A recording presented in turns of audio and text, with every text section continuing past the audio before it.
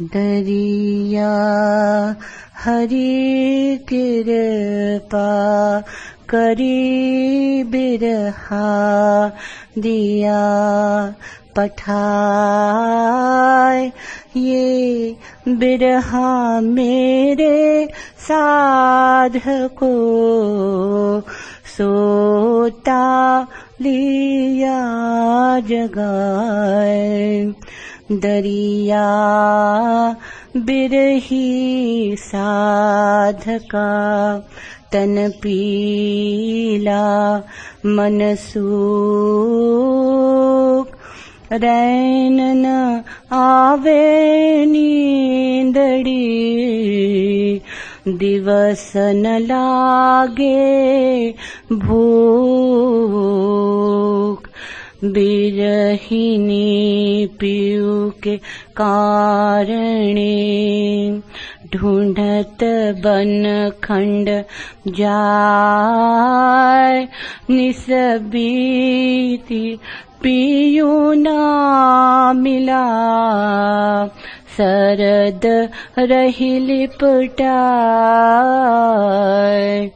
बिरहिनी का घर बिरह में ताघटलो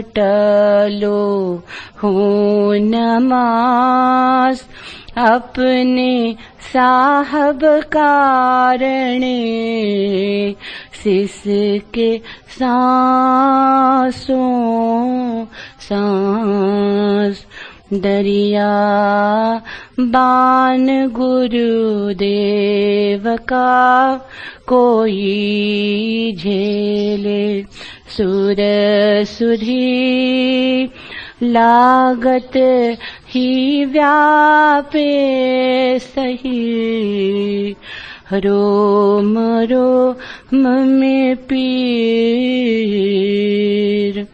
साध सुर का एक अंग मनान भावे जूट साधन छांडे राम को रन में फिरे न पूट दरिया साचा सूरमा अरिदल हाले चूर राज थापिया राम का नगर बसा भरपूर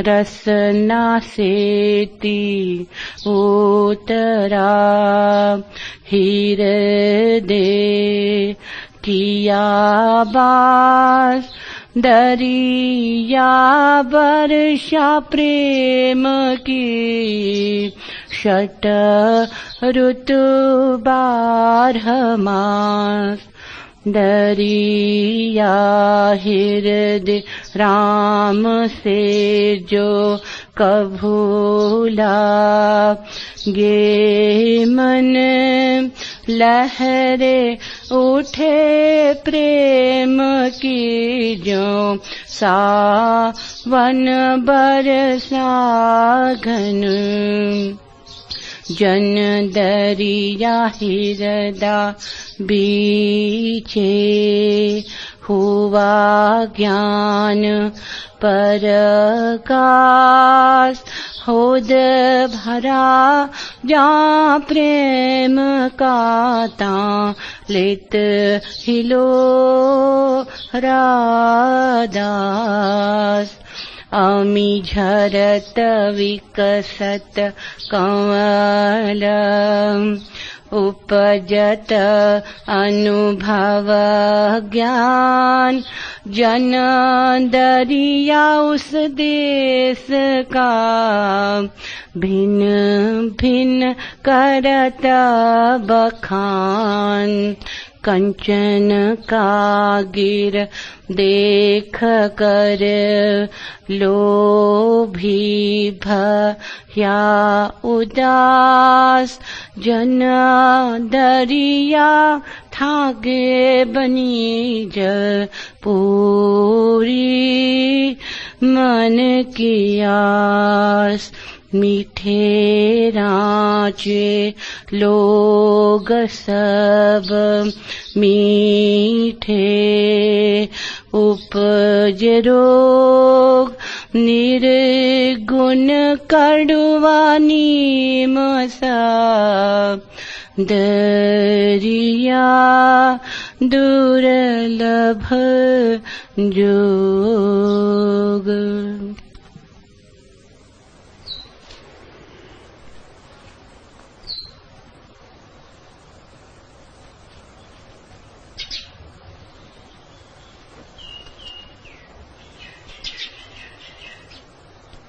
अमी झरत बिकसत कमल।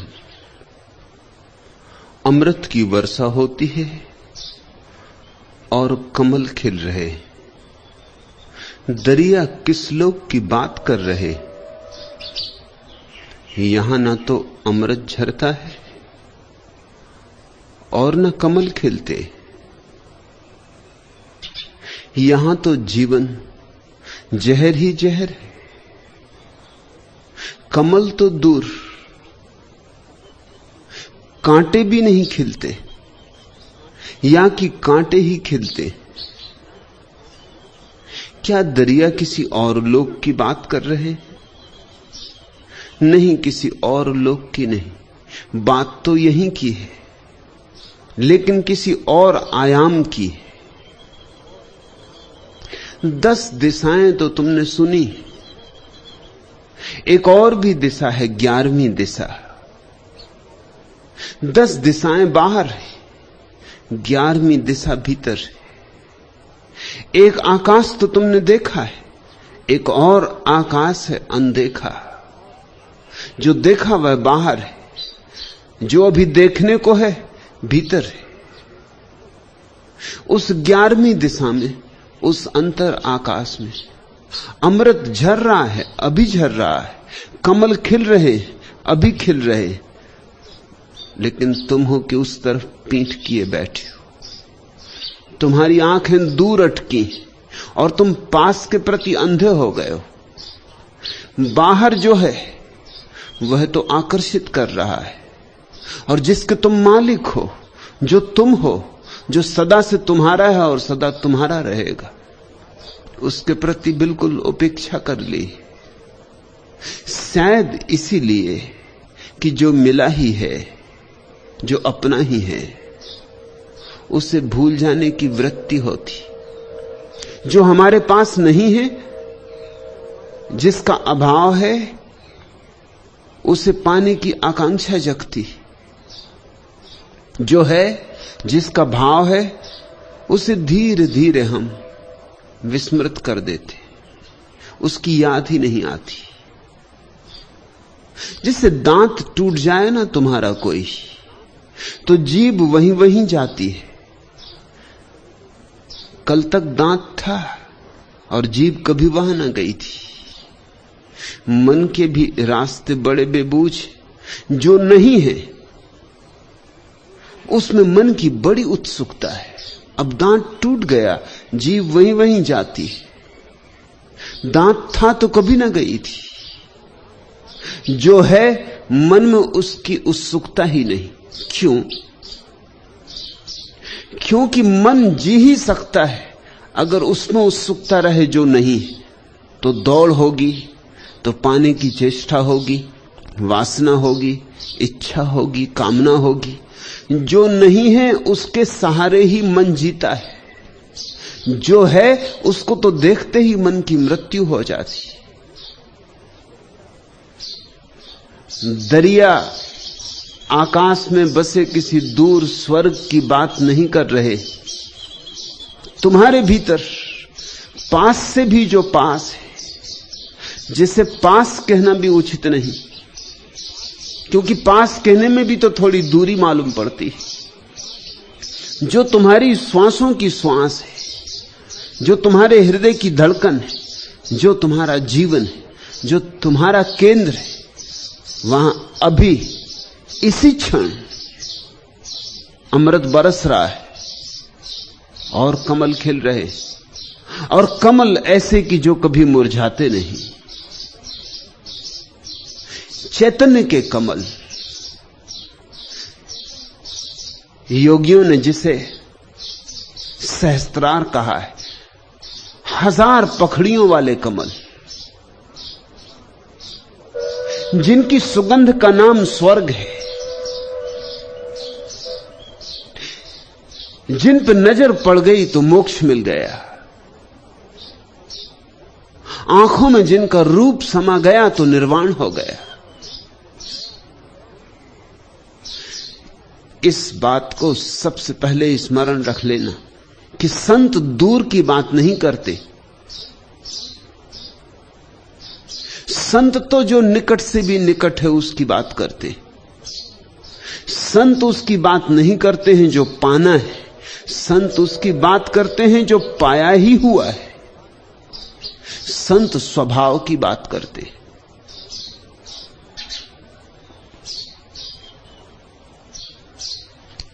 उड़ चला इस सांध्य नभ में, मन विहग तज निज बसेरा। क्यों चला, किस दिशा चला, किसने उसे यूं आज टेरा।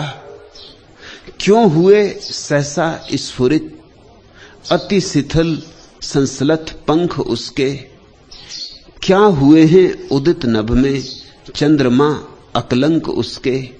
विकुल आतुर सा उड़ा है, मन विहंगम आज मेरा।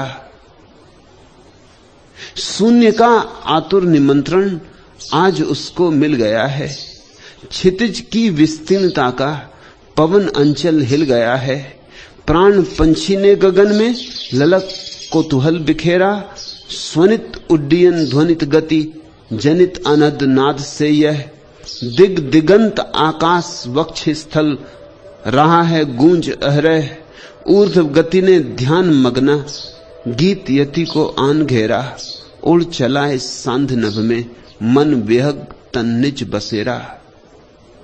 पुकार सुनाई पड़ जाए एक बार तुम्हें उसकी जो तुम्हारे भीतर है, तो तुम उड़ चलो, तो तुम पंख फैला दो। तुम्हें एक बार कोई याद दिला दे उसकी जो तुम्हारी संपदा है, तुम्हारा साम्राज्य। तुम्हें कोई एक झलक दिखा दे उसकी, जरा सा झरोखा खुल जाए और एक बार तुम देख लो अपने भीतर के सूरज को उगते हुए, फिर तुम्हारे जीवन में क्रांति घटित हो जाएगी। फिर तुम बाहर के कूड़ा करकट के पीछे दौड़ोगे नहीं और ना ही इकट्ठे करते रहोगे ठीकरे। जिसे अमृत मिल जाए, मरण धर्मा में उसकी उत्सुकता अपने आप समाप्त हो जाती। जिसे भीतर की मालकियत मिल जाए, उसे सारे दुनिया का चक्रवर्ती सम्राट होना भी फीका हो जाता है। पर पुकार सुननी है और पुकार भी आ रही है, मगर तुम हो कि वज्र बधिर बने बैठे हो। दरिया कहते हैं, दरिया हरि कृपा करी विरहा दिया पठाए। यह विरहा मेरे साधु को सोता लिया जगाए। प्रभु ने कृपा की है, दरिया कहते हैं, कि मेरे भीतर बैठी हुई आग को उकसा दिया, कि मेरे अंगारे पर से राख झाड़ दी, कि मेरे भीतर विरह की अग्नि जगा दी, कि मेरे भीतर प्यास को उकसा दिया। क्या तुम सोचते हो कि हरि किसी पर कृपा करता और किसी पर नहीं करता? क्या तुम सोचते हो भगवत कृपा किसी को मिलती और किसी को नहीं मिलती? भगवत कृपा तो बेशर्त सब पर बरसती है। उस तरफ से तो कोई भेदभाव नहीं, लेकिन कोई उसे स्वीकार कर लेता है और कोई उसे इंकार कर देता है। वर्षा तो होती है पहाड़ों पर भी और झीलों में भी, लेकिन झीलें भर जाती हैं और पहाड़ खाली के खाली रह जाते। वर्षा तो होती है पत्थरों पर भी और जमीन पर भी, लेकिन जमीन में बीज फूट जाते, हरियाली आ जाती, पत्थर वैसे के वैसे रूखे के रूखे रह जाते। पहाड़ पर वर्षा होती, पहाड़ चूक जाते, क्योंकि पहाड़ खुद अपने से भरे, उनकी बड़ी अस्मिता है, बड़ा अहंकार है। झीलें भर जाती हैं क्योंकि झीलें खाली हैं, शून्य हैं, उनके द्वार खोले। झीलों ने स्वागत करने की कला सीखी, बंधनवार बांधे, आओ। बादल तो बरसते हैं बेशर्त, लेकिन कहीं फूल खिल जाते हैं, कहीं पत्थर ही पड़े रह जाते। ऐसा ही परमात्मा की कृपा भी अलग अलग नहीं है। मुझ पर भी उतनी बरसती है जितनी तुम पर, दरिया पर भी उतनी ही बरसी है जितनी किसी और पर, लेकिन दरिया ने द्वार खोले हृदय के, अंगीकार किया। दरिया ने इंकारा नहीं। इस अंगीकार करने का नाम ही आस्था है, इस स्वागत का नाम ही श्रद्धा है। अपने भीतर द्वार पर दस्तक देते सूरज को बुला लेने का नाम ही भक्ति है। और भगवान प्रतिपल द्वार पर दस्तक दे रहा है। दरिया हरि कृपा करी, विरह दिया बिठा है, भेज दी विरह की खबर, पुकार दे दी। कहना चाहिए पुकार सुन ली, लेकिन भक्त तो ऐसा ही कहेगा। उस कहने में भी राज है कि परमात्मा ने कृपा की, क्योंकि भक्त की यह मान्यता है, और मान्यता ही नहीं, ये जीवन का परम सत्य भी है कि हमारे किए कुछ भी नहीं होता, जो होता है उसके किए होता है। हम तो अगर इतना ही करने में सफल हो जाएं कि बाधा ना दें तो बस बहुत। वर्षा तो उसकी तरफ से होती है, हम अपने पात्र को उल्टा ना रखें, इतना ही बहुत। हम अपने पात्र को सीधा रख लें, वर्षा तो उसकी ही तरफ से होती। पात्र के सीधे होने से वर्षा नहीं होती, वर्षा तो हो ही रही थी, लेकिन पात्र सीधा हो तो भर जाता है, तो भरपूर हो जाता है। भक्त का अनुभव है कि मनुष्य के प्रयास से नहीं मिलता परमात्मा, प्रसाद से मिलता है, उसकी ही अनुकंपा से मिलता है। हमारे प्रयास भी तो छोटे छोटे, हमारे हाथ ही इतने छोटे। हम चांद तारों को नहीं छू पाएंगे तो हम परमात्मा को कैसे छू पाएंगे? हमारी मुट्ठी में समाएगा क्या? विराट पर हम मुट्ठी कैसे बांधेंगे? और हमारे इस छोटे से हृदय में हम इस अनंत आकाश को कैसे आमंत्रित करेंगे? नहीं, उसकी कृपा होगी तो ही ये चमत्कार घटित होगा। उसकी कृपा होगी तो बूंद में सागर भी समा जाएगा। दरिया हरि कृपा करी, विरहा दिया पठाए। कहते हैं तुमने ही पुकारा होगा, इसलिए मैं तुम्हें खोजने निकल पड़ा। ये भक्तों का सदियों सदियों का अनुभव है। तुम थोड़ी परमात्मा को खोजते हो, परमात्मा तुम्हें खोजता है। परमात्मा तुम्हें टटोल रहा है। परमात्मा अलग अलग विधियों से तुम्हारी तरफ निमंत्रण भेज रहा है, प्रेम पातियां लिख रहा है। लेकिन तुम न प्रेम पातियां पढ़ते हो, तुम भाषा ही भूल गए जिससे उसकी प्रेम पाती पढ़ी जा सके। उस प्रेम की पाती को पढ़ने की भाषा भी तो प्रेम है। तुम प्रेम ही भूल गए। वो द्वार पे दस्तक देता है, तुम्हें सुनाई नहीं पड़ता, क्योंकि उसकी दस्तक शोरगुल नहीं है, शून्य है। वह तुम्हारे हृदय को छूता है, लेकिन तुम्हारी समझ में नहीं आता क्यों उसका छूना स्थूल नहीं, सूक्ष्म है। वो बवंडर की तरह नहीं आता, शोरगुल मचाता नहीं आता, कानों में फुसफुसाता है, गुफ्तगू करता है। और तुम्हारे सिर में इतना शोरगुल है कि कैसे तुम्हें उसकी गुफ्तगू सुनाई पड़े। तुम्हारे भीतर बाजार भरा है, मेला लगा है।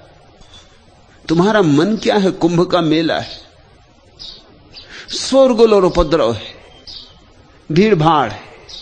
वहां उसकी धीमी सी आवाज कहां खो जाएगी पता भी नहीं चलेगा। लेकिन जिस दिन भी तुम्हें समझ में आएगी बात, उस दिन तुम्हें यह भी ख्याल में आएगा वह तो सदियों से खोज रहा था, हमने ही अनसुना किया। अभागे हम, दुर्भाग्य हमारा। वह तो कब से आने को आतुर था, हमने उसे बुलाया ही नहीं। वह तो कब से द्वार पर खड़ा था, हमने द्वार ही न खोले।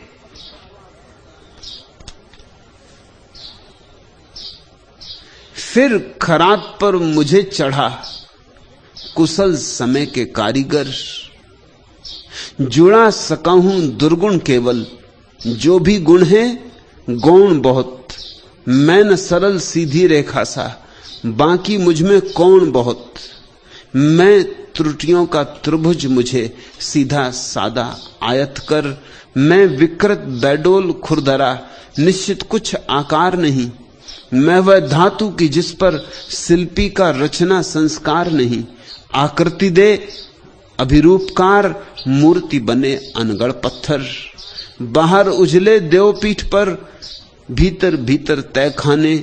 आदि पुरुष सोया है जिसमें, कुंठाएं रख सिरहाने। मन की गुह गुहाओं में कोई नन्हा दीपक धर। उससे ही कहना होगा, मन की गुह गुहाओं में कोई नन्हा दीपक धर। फिर खरात पर मुझे चढ़ा कुशल समय के कारीगर। आकृति दे अभिरूपकार, मूर्ति बने अनगढ़ पत्थर। हम तो अनगढ़ पत्थर हैं। छेनी चाहिए, हथौड़ी चाहिए, कोई कुशल कारीगर चाहिए कि गढ़े। और कारीगर भी है, मगर हम टूटने को राजी नहीं। जरा सा हमसे छीना जाए तो हम और जोर से पकड़ लेते। छेनी देखकर तो हम भाग जाते, हथौड़ी से तो हम बचते। हम तो चाहते हैं सांत्वनाएं, सत्य नहीं। दरिया कहते हैं मीठे रांचे लोग सब। मीठा मीठा तो सभी को रुचता है। मीठा यानी सांत्वना, अच्छी अच्छी बातें तुम्हारे अहंकार को आभूषण दें, तुम्हें सुंदर परिधान दें, तुम्हारी कुरूपता को ढांके, तुम्हारे घावों पर फूल रख दें। मीठे रांचे लोग सब, मीठे उपजे रोग।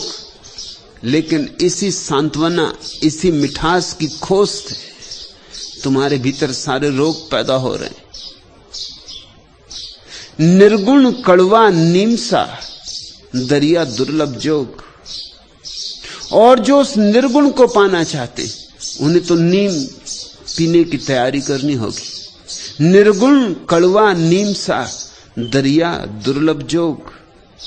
और इसीलिए तो बहुत कठिन है योग, बहुत कठिन है संयोग। क्योंकि परमात्मा जब आएगा तो पहले तो कड़वा ही मालूम पड़ेगा।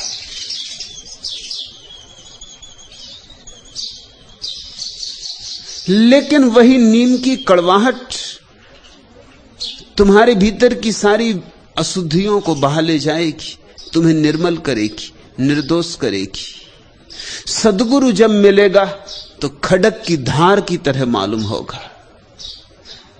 उसकी तलवार तुम्हारी गर्दन पर पड़ेगी।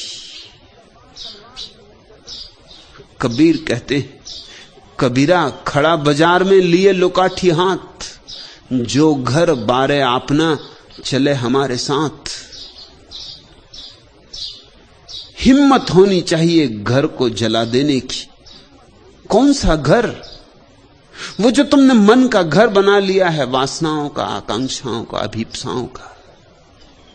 वो जो तुमने कामनाओं के बड़े गहरे सपने बना रखे, सपनों के महल सजा रखे, जो उन सबको जला देने को राजी हो, उससे आज और अभी और यहीं परमात्मा की आवाज सुनाई पड़ सकती, उसके भीतर की राख झड़ सकती और अंगारा निखर सकता है।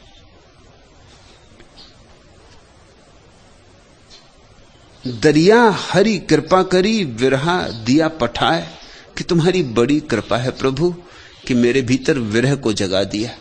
विरह के लिए बहुत कम लोग धन्यवाद देते, मिलन के लिए तो कोई भी धन्यवाद दे देगा। मिलन तो मीठा मीठा, विरह तो बहुत कड़वा, नीम सा कड़वा। नीम भी क्या होगी कड़वी इतनी, क्योंकि विरह तो आग है। वहां सांत्वना कहां, वहां तो जलन ही जलन है। लेकिन सोना आग से गुजर के ही शुद्ध होता है, और विरह की यात्रा में निखर के ही कोई मिलन के योग्य होता है, पात्र बनता है।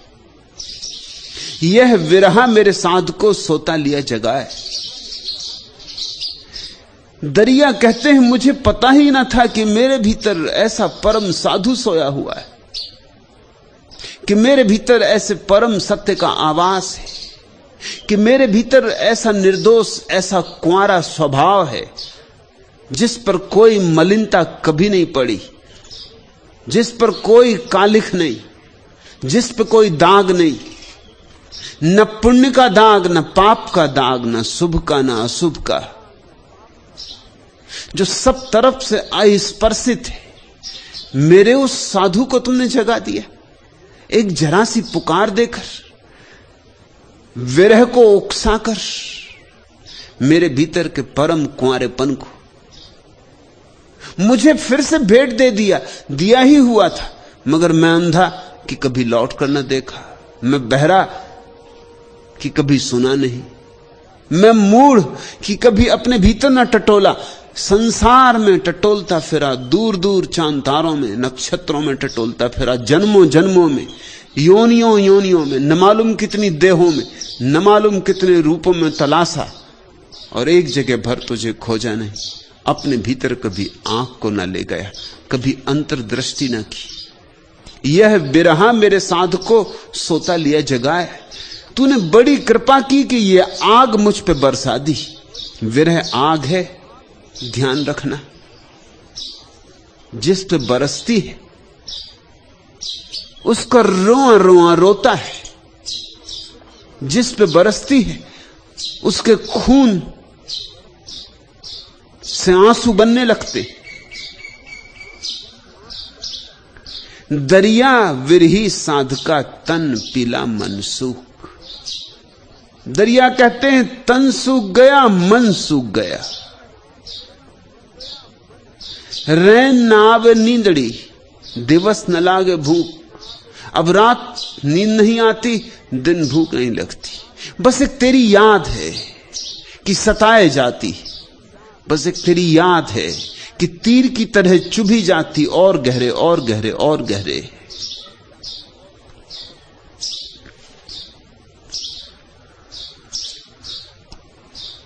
टूट मत मेरे हृदय, मुख न हो मेरे मलिन और थोड़े दिन। विरही को बड़ी धैर्य की कला सीखनी पड़ती, क्योंकि आग ऐसा जलाती है कि भरोसा नहीं आता कि इस आग के पार कभी कमल भी खिलेंगे। कहीं आग में और कमल खिले।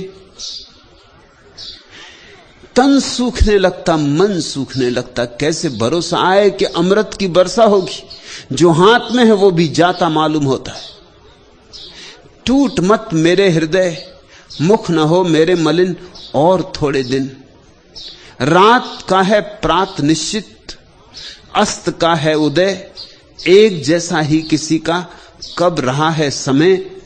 रह न पाए दिन सरल, क्या रहेंगे ये कठिन और थोड़े दिन। ढले कंधे झुकी ग्रीवा और खाली हाथ, किंतु चौखट पर दुखों की टेकना मत माथ। आह अधरों पर न हो, मत पलक पर लातुहीन और थोड़े दिन। प्रण न हो मेरे पराजित, हार मत विश्वास। कुछ दिनों का और संकट, कुछ दिनों संतरास। किस्त अंतिम स्वेद की तू चुका कर हो ऋण और थोड़े दिन। सृजन से थक्कर न रचना, तोड़ना संकल्प। शेष तेरे अभावों की आयु है अब अल्प। चौकड़ी मत भूलना, कल्पनाओं के हरिण और थोड़े दिन। आग भयंकर है विरह की, थोड़े से ही हिम्मतवर लोग गुजर पाते, अन्यथा लौट जाते। धैर्य चाहिए, प्रतीक्षा चाहिए। प्रतीक्षा ही प्रार्थना का मूल है, उद्गम है। और जो प्रतीक्षा नहीं कर सकता वह प्रार्थना भी नहीं कर सकता। संभालना होगा अपने को और थोड़े दिन, बांधना होगा अपने को कि लौट ना पड़े, कि भाग ना जाए, कि पीठ ना दिखा दे। विरहन पीऊ के कारणे ढूंढन बनखंड जाए। निस बीती पीऊ ना मिला, दर्द रही लिपटाए। बड़ी बुरी दशा हो जाती है विरही की। खोजता फिरता है जंगल जंगल। निस बीती पीऊ ना मिला, और रात बीत चली और प्यारा मिला नहीं। फिर कोई और उपाय न देखकर दर्द से ही लिपट कर सो जाती। दर्द रही लिपटाए। विरह के पास और है भी क्या। परमात्मा पता नहीं कब मिलेगा। जगा गया एक अभीप्सा को। अब अभीप्सा ही है जिसको छाती से लगा के भक्त जीता है। यही उसकी परीक्षा है। इस परीक्षा से जो नहीं उतरता वह कभी उस दूसरे किनारे तक न पहुंचा है, न पहुंच सकता है। भक्त बहुत भावों से गुजरता है, स्वभावता। कई बार लगता है ये कैसा दुर्दिन आ गया, ये मैं किस झंझट में पड़ गया। सब ठीक ठाक चलता था, ये किन आंसुओं से जीवन घिर गया। सब भला चंगा था, ये किस रुदन ने पकड़ लिया कि रुकता ही नहीं। हृदय है कि ऊंडला ही जाता है, और रोआ रोआ है कि कपरा है। और पता नहीं परमात्मा है भी या नहीं। पता नहीं मैं किसी कल्पना के जाल में तो नहीं उलझ गया हूं। सारी शंकाएं उठती हैं, कुशंकाएं उठती हैं। भक्त कभी नाराज भी हो जाता है परमात्मा पर कि ये भी दिया तो क्या दिया। मांगे थे फूल कांटे दिए, मांगी थी सुबह सांझ दी। मांगा था अमृत जहर दे दिया। तुम चाहे दानी बन जाओ, मुझे अयाचक ही रहने दो। प्रिय है मेरा मान मुझे तो, प्यासा मरा न मांगा पानी। तन से राजकुमारी होकर सन्यासिन बन गई जवानी। स्वांति बनो तुम, चाहे मुझको प्यासा चातक ही रहने दो। जब भी करे निवेदन तृष्णा, अधरों पर रख दो अंगारा। कत्ल करा दो स्वप्न तृप्ति के, निर्वासित कर मन बंजारा। तुम हिम बन जाओ मुझको, धुंधवाती पावक ही रहने दो। रूप कुबेर कमी क्या तुमको, जी भर छवि के कोस लुटाओ। मेरा अलगोजा गरीब है, वीणा से फेरे न फेराओ। स्वर साम्राज्य संभालो मुझको, विस्मृत गायक ही रहने दो। बहुत बार मान उठा था, अभिमान उठा था। भक्त कहता छोड़ो भी मुझे प्यासा ही रहने दो, नहीं चाहिए तुम्हारी स्वाति की बूंद। तुम चाहे दानी बन जाओ, मुझे अयाचक ही रहने दो। मांगा कब सा, मैंने तुम्हें पुकारा कब था, तुम्ही ने पुकारा। तुम्हें दानी बनने का मजा है तो बन जाओ दानी, मगर मुझे तो भिखारी ना बनाओ। स्वाति बनो तुम, चाहे मुझको प्यासा चातक ही रहने दो। तुम्हें शौक चढ़ा है स्वाति बनने का, बनो, मगर मुझे क्यों सताते हो? मुझे प्यासा चातक ही रहने दो। मुझे तुम्हारी अभीप्सा नहीं है, मुझे तुम्हारी आकांक्षा नहीं। तुम बन जाओ, तुम हिम बन जाओ, मुझको धुंधवाती पावक ही रहने दो। मुझे छोड़ो भी, मेरा पीछा भी छोड़ो। मेरा आंचल पकड़े छाया की तरह दिन रात मुझे सताओ मत। स्वर साम्राज्य संभालो मुझको, विस्मत गायक ही रहने दो। तुम स्वर सम्राट हो भले, अपने घर तुम भले, मैं अपनी दीनता में भला। मेरा अलगोजा गरीब है, वीणा से फेरे न फिराओ। मेरे अलगोजे को वीणा से फेरे फिराने के लिए मैंने प्रार्थना कब की थी? पुकारा तुम्ही ने, अब जलाते क्यों हो? बहुत बार भक्त विरह की अग्नि में शंकाएं करता, कुशंकाएं करता, नाराज भी हो जाता, रूठ भी जाता, पीठ भी फेर लेता, मगर उपाय नहीं। एक बार उसकी आवाज सुनाई पड़ी तो उससे बचने का कोई उपाय नहीं। जब तक नहीं सुनाई पड़ी है, नहीं सुनाई पड़ी। एक बार सुनाई पड़ गई तो सारा जग फीका हो जाता। फिर कुछ भी करो, शंका करो, मान करो, रूठो, सब व्यर्थ।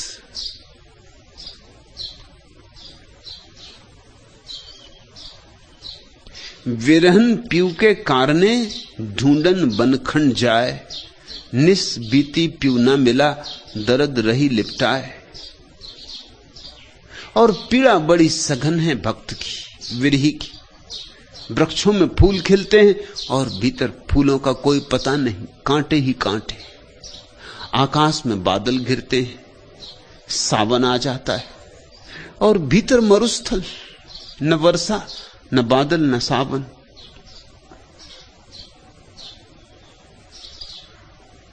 बाहर सौंदर्य का इतना विस्तार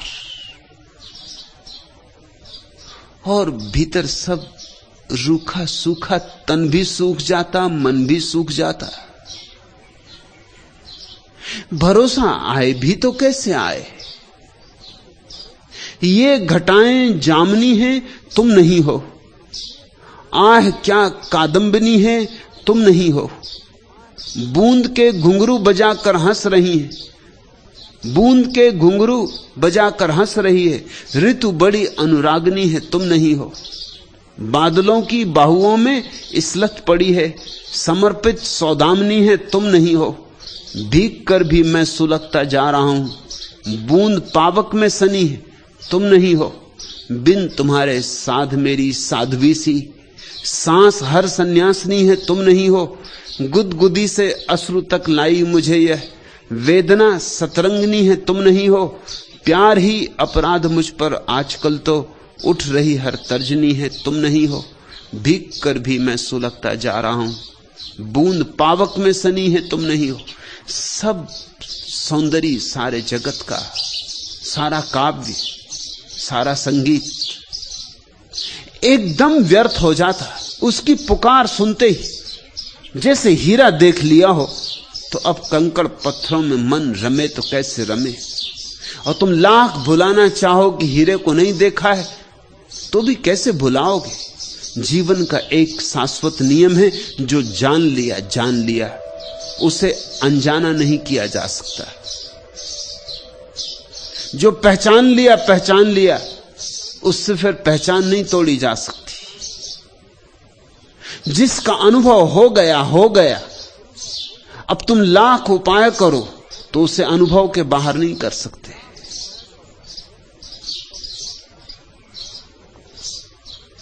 विरहन का घर विरह में, ताघट लोहू न मांस, अपने साहबकार ने सिसके सांसों सांस। दरिया कहते हैं विरह ही घर बन जाता है, वही मंदिर बन जाता है। विरहन का घर विरह में, उठो बैठो चलो कहीं भी जाओ, विरह तुम्हें घेरे रहता है। एक अदृश्य वातावरण विरह का तुम्हें पकड़े रहता है। काम करो संसार के, मगर कहीं मन रमता नहीं। मिलो मित्रों से, परिजनों से, मगर उस परम प्यारे की याद पकड़े ही रहती। कोई परिजन मन को अब उलझा नहीं पाता। कितना ही प्यारा संगीत सुनो, उसकी आवाज के सामने सब फीका हो गया है। और कितने ही सुंदर फूल देखो, अब तो जब तक उसका फूल न खिल जाए तब तक कोई फूल फूल नहीं मालूम होगा। विरहन का घर विरह में, ताघट लोहू न मांस। और ऐसी गहराइयों में विरह ले जाने लगता है जहां न शरीर है, न शरीर की छाया पड़ती है। अपने साहबकार ने सिसके सांसों सांस। बस वहां तो सिर्फ उस साहब की याद है। और एक सिसकी है जो किसी और को सुनाई भी शायद न पड़े। श्वास श्वास में सिसकी भरी है। भक्त कहना भी चाहे तो शब्द काम नहीं पड़ते। भक्त गूंगा हो जाता है, बोलना चाहता है और नहीं बोल पाता। श्वास श्वास में सिसकी होती है। सिसकी ही उसकी प्रार्थना है। आंखों से झरते आंसू ही उसकी अर्चना है।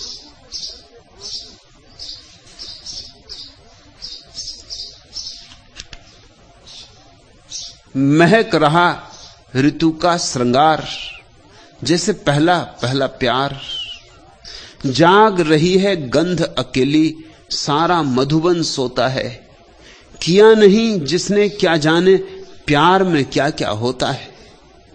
रातें घुल जाती आंखों में, दिन उड़ जाते पंख पसार। बार बार कोई पुकारता रह रह कर अमराई से। अपना पता पूछता हूं मैं अपनी ही परछाई से। कोई नहीं बोलता कुछ भी, मौन खड़े सारे घर द्वार।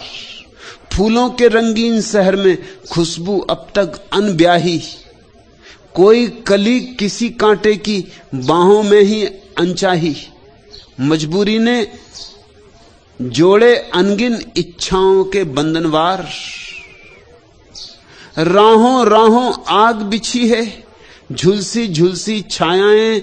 हर चौराहा धुआं धुआं है, घर तक हम कैसे जाएं। कब तक खाली जेब लिए मैं देखूं भरा भरा बाजार। करूं शिकायत कहां दर्द की, हर दरबार यहां झूठा। नए जमाने में कुछ भी हो, पर इंसान बहुत टूटा। बाहर बाहर मुस्काने हैं, भीतर भीतर हाहाकार। मजबूरी ने तोड़े अनगिन इच्छाओं के बंधनवार। रातें घुल जाती आंखों में, दिन उड़ जाते पंख पसार। कोई नहीं बोलता कुछ भी, मौन खड़े सारे घर द्वार। महक रहा ऋतु का श्रृंगार, जैसे पहला पहला प्यार। चारों तरफ सब सुंदर है, सब प्रीतिकर है, और भीतर एक रिक्तता भर जाती। विरह का अर्थ क्या है? विरह का अर्थ है भीतर में शून्य हो। जहां परमात्मा होना चाहिए था वहां कोई भी नहीं, सिंहासन खाली पड़ा है। विरह का अर्थ है बाहर सब, भीतर कुछ भी नहीं। विरह का अर्थ है ये भीतर का सूनापन काटता है, ये भीतर का सन्नाटा काटता है। लेकिन इस विरह से गुजरना होता। इस विरह से गुजरे बिना कोई भी सिंहासन के उस मालिक तक नहीं पहुंच पाता है। ये कीमत है जो चुकानी पड़ती। शायद इसीलिए अधिक लोग ईश्वर में उत्सुक नहीं होते। इतनी कीमत कौन चुकाए, किस भरोसे चुकाए? शायद इसीलिए अधिक लोगों ने झूठे और औपचारिक धर्म खड़े कर लिए। मंदिर गए, 2 फूल चढ़ाए, घंटा बजा दिया, दिया जलाए, निपट गए, बात खत्म हो गई। न भीतर का घंटा बजा, न भीतर का दिया जला, न भीतर की आरती सजी, बाहर का इंतजाम कर लिया है। तुम्हारी दुकान भी बाहर और तुम्हारा मंदिर भी बाहर। तो तुम्हारी दुकान और तुम्हारे मंदिर में बहुत फर्क नहीं हो सकता। दुकान बाहर, मंदिर तो भीतर होना चाहिए। मंदिर तो भीतर का ही हो सकता है, लेकिन भीतर के मंदिर को चुनने में, भीतर के मंदिर को निर्मित करने में तुम्हें बुनियाद बन जाना पड़ेगा। तुम ही दबोगे, बुनियाद के पत्थर बनोगे तो भीतर का मंदिर उठेगा। तुम मिटोगे तो परमात्मा की उपलब्धि हो सकती। विरह गलाता है, मिटाता है। विरह तुम्हें पहुंच जाता है। एक ऐसी घड़ी आती जब तुम नहीं होते हो, और जिस घड़ी तुम नहीं हो उसी घड़ी परमात्मा है। मिलन घटित होता है कब? बड़ी बेबूझ शर्त है मिलन की। ऐसी बेबूझ शर्त है, ऐसी अतर्क शर्त है कि बहुत थोड़े से हिम्मतवर लोग पूरा कर पाते। तुम भी परमात्मा से मिलना चाहोगे, लेकिन शर्त यह है कि जब तक तुम हो तब तक मिलन न हो सकेगा। जब तक तुम हो परमात्मा नहीं, ऐसा गणित है। और जब तुम नहीं होगे तब परमात्मा है। कौन इस शर्त को पूरा करे? कौन जुआरी इतना बड़ा दांव लगाए? किस गारंटी पर? क्या पक्का है कि मैं मिट जाऊंगा तो परमात्मा मिलेगा ही? सिवाय इसके कि दरिया जैसे मिटने वाले लोगों ने कहा है कि मिलता है, मगर कौन जाने दरिया सच कहते हो, सच न कहते हो, भ्रांति में पड़ गए हो, या कोई षड्यंत्र हो पीछे इन सारी बातों के, कोई बड़ा जाल हो लोगों को उलझाए रखने का। कैसे भरोसा आए? एक ही उपाय है कि किसी ऐसे व्यक्ति से मिलना हो जाए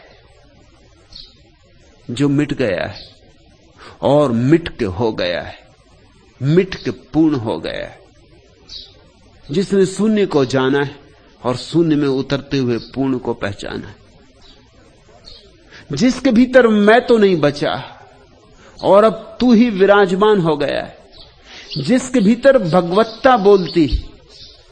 ऐसे किसी व्यक्ति से जीवंत मिलन हो जाए, उसके चरणों में बैठने का सौभाग्य मिल जाए,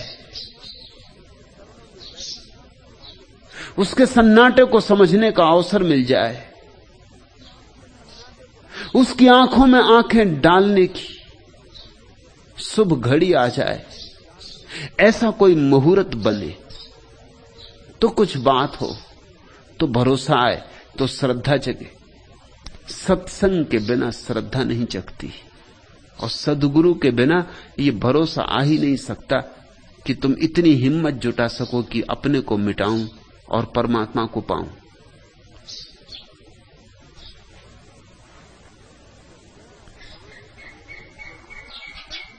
दरिया बान गुरुदेव का, कोई झेले सूर सुधीर, लागत ही व्यापे सही, रोम रोम में पीर। इसलिए दरिया कहते हैं ये बात समझ में ना आएगी, ये विरह की हिम्मत तुम न जुटा पाओगे। ये तो तभी जुटा पाओगे जब दरिया बान गुरुदेव का, जब किसी सद्गुरु का बाण तुम्हारे हृदय में लग जाएगा। कोई झेले सूर सुधीर, दो शब्द प्रयोग किए, सूर और सुधीर। सूर भी हैं लोग, हिम्मतवर भी लोग हैं, बहादुर भी लोग हैं, मगर उतने से काफी नहीं। मरने मारने को तैयार है, मगर सूझबूझ बिल्कुल नहीं। साहसी है, मगर समझ नहीं, तो भी नहीं होगा। और ऐसा भी है कि बहुत लोग हैं जो बड़े समझदार हैं, मगर साहसी नहीं, तो उनकी समझ के कारण वो और भी कायर हो जाते। उनकी समझदारी के कारण वो एक कदम भी अज्ञात में नहीं उठा पाते। उनकी समझदारी उनको और जकड़ देती किनारे से, नाव ही नहीं खोल पाते सागर में। इतना विराट सागर, ऐसी उतंग लहरें, ऐसी छोटी सी नाव कोई समझदार खोलेगा? न नक्शा है पास, न पक्का है कि उसका उस पार कोई किनारा होगा, कि नाव कभी पहुंचेगी, इसका कोई पक्का नहीं। उतंग लहरों को देखकर इतना ही पक्का है कि नाव डूबेगी, सदा को डूब जाएगी। समझदार साहसी नहीं होते, साहसी समझदार नहीं होते। अक्सर इसलिए साहसी होते हैं कि समझदार नहीं। समझदार नहीं है इसलिए उतर जाते हैं कहीं भी, जूझ जाते हैं किसी भी चीज से। इसलिए तो सैनिकों को शिक्षण देते समय उनकी समझ नष्ट करनी पड़ती, नहीं तो वो जूझ नहीं पाएंगे युद्ध में। अगर समझदार होंगे तो जूझ नहीं पाएंगे। समझदारी हजार बाधाएं खड़ी करेगी। इसलिए सारे सैन्य शिक्षण में एक ही खास मुद्दा ध्यान में रखा जाता है कि तुम्हारी समझ को खत्म किया जाए। बाएं घूम दाएं घूम, बाएं घूम दाएं घूम, सुबह से शाम तक चलता रहता। न बाएं घूमने में कोई मतलब है, न दाएं घूमने में कोई मतलब। तुम ये नहीं पूछ सकते कि इसका मतलब क्या, बाएं घूमने से क्या होगा। एक दार्शनिक भर्ती हुआ सेना में, महायुद्ध में सभी लोग भर्ती हो रहे थे, वो भी भर्ती हो गया। देश को जरूरत थी सैनिकों की, और जब उसके कप्तान ने कहा बाएं घूम, तो सारे लोग तो बाएं घूम गए, वो अपनी जगह खड़ा रहा। उसके कप्तान ने पूछा कि आप घूमते क्यों नहीं? उसने कहा पहले ये पक्का हो जाना चाहिए कि घूमना किस लिए, बाएं घूमने से क्या मिलेगा? इतने लोग बाएं घूम गए, इनको क्या मिला? और फिर ये आखिर दाएं घूमेंगे बाएं घूमेंगे और यहीं आ जाएंगे इसी अवस्था में जिसमें मैं खड़ा ही हूं। घूम घाम से मतलब क्या है? मैं बिना सोच विचार के एक कदम नहीं उठा सकता। दार्शनिक का शिक्षण यही कि बिना सोच विचार के कदम ना उठाए। प्रसिद्ध दार्शनिक था, कोई और होता तो कप्तान ने 10-5 गालियां सुनाई होती, क्योंकि भाषा कप्तानों की और पुलिस वालों की भाषा में गालियां तो बिल्कुल जरूरी होती। 2-4 सजाएं दी होती, लेकिन दार्शनिक प्रसिद्ध था, सोचा कि और बेचारा ऐसे तो ठीक ही कह रहा है। कप्तान को भी बात पहली दफे समझ में आई कि बाएं घूम दाएं घूम, इसका मतलब क्या है, प्रयोजन क्या है? इसका प्रयोजन अगर कोई आदमी 3-4 घंटे रोज बाएं घूम दाएं घूम, दौड़ो रुको भागो जाओ आओ ऐसा करता रहे, हर आज्ञा का पालन, तो उसकी बुद्धि धीरे धीरे क्षीण हो जाएगी, वो यंत्रवत हो जाएगा। फिर एक दिन उससे कहो कि मारो तो वो मारेगा उसी आसानी से जैसे दाएं घूमता था बाएं घूमता था। फिर ये भी नहीं सोचेगा कि जिस आदमी की छाती में मैं गोली चला रहा हूं या छुरा भौंक रहा हूं, इसकी मां होगी बूढ़ी, घर राह देखती होगी, इसके बच्चे होंगे, इसकी पत्नी होगी, और इसने मेरा कुछ भी तो नहीं बिगाड़ा है, इससे मेरी कोई पहचान ही नहीं, बिगाड़ने का सवाल ही नहीं, इसे मैंने कभी जाना भी नहीं, अपरिचित, अनजान। जैसे मैं युद्ध में भर्ती हो गया हूं 4 रोटी के लिए, ऐसे ये भी युद्ध में भर्ती हो गया। क्यों इसे मारूं? ये दार्शनिक जो बाएं नहीं घूम रहा है, ये गोली भी नहीं चलाएगा। जब आज्ञा होगी कि चलाओ गोली, तो पूछेगा क्यों? गोली चलाने से क्या सार? और इस बेचारे ने बिगाड़ा क्या है? इससे मेरा कोई झगड़ा भी नहीं है, इससे मेरी पहचान ही नहीं, झगड़े का सवाल ही नहीं उठता। सोच के कप्तान ने कि आदमी तो अच्छा है, भला है, अब भर्ती हो गया, अब इसको निकालना भी ठीक नहीं, कोई और काम दे देना चाहिए। तो चौके में काम दे दिया, छोटा काम जो कर सके। मटर के दाने बड़े एक तरफ कर, छोटे एक तरफ कर।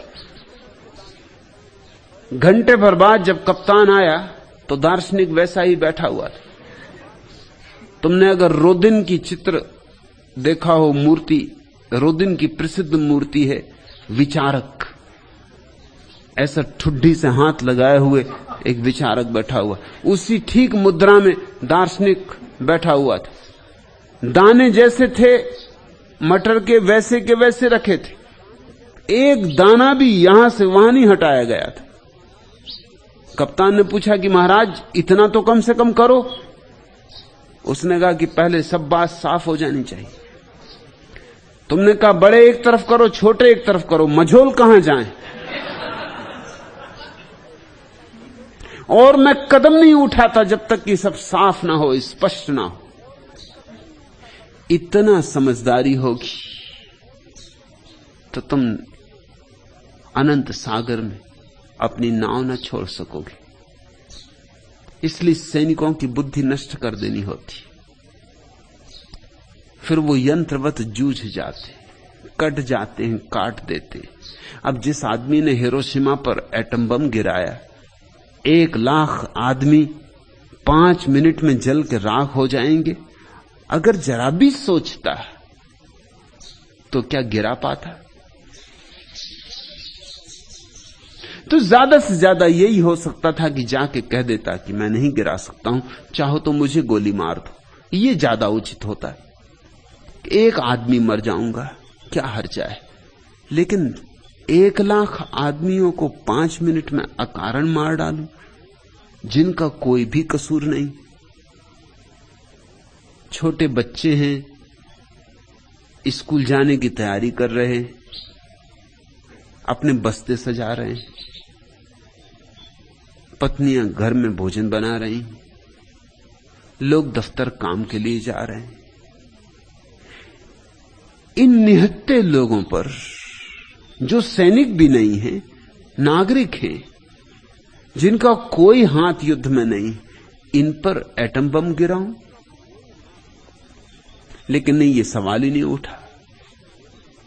वो जो बाएं घूम दाएं घूम का शिक्षण है, वो सवालों को नष्ट कर देता है, वो एक अंधापन पैदा कर देता है। उसने तो बम गिरा दिया। और जब दूसरे दिन सुबह पत्रकारों ने उससे पूछा कि तुम रात सो सके, तो उसने कहा मैं बहुत अच्छी नींद सोया, क्योंकि जो काम मुझे दिया गया था वो पूरा कर दिया। फिर अच्छी नींद के सिवाय और क्या था? अपनी जो मेरा कर्तव्य था वो पूरा कराया। बहुत गहरी नींद सोया। 1 लाख आदमी जल के राख होते रहे और उनके ऊपर बम गिराने वाला आदमी रात गहरी नींद सो सका। जरूर बुद्धि बिल्कुल पहुंचती गई होगी। जरा भी बुद्धि का नाम निशान न रहा होगा। तो एक तरफ बुद्धिमान लोग हैं, उनमें साहस नहीं, और एक तरफ साहसी लोग हैं, उनमें बुद्धि नहीं। इनमें से दोनों में से कोई भी परमात्मा तक नहीं पहुंच सकता। इसलिए दरिया ने बड़ी ठीक बात कही, कोई सूर सुधीर, साहसी और अति बुद्धिमान सुधीर।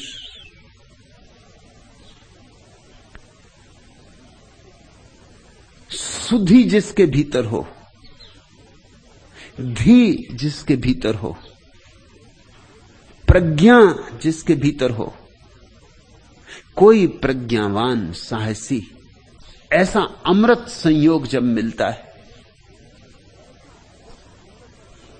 ऐसा जब सोने में सुगंध होती, तब परमात्मा को पाया जाता है।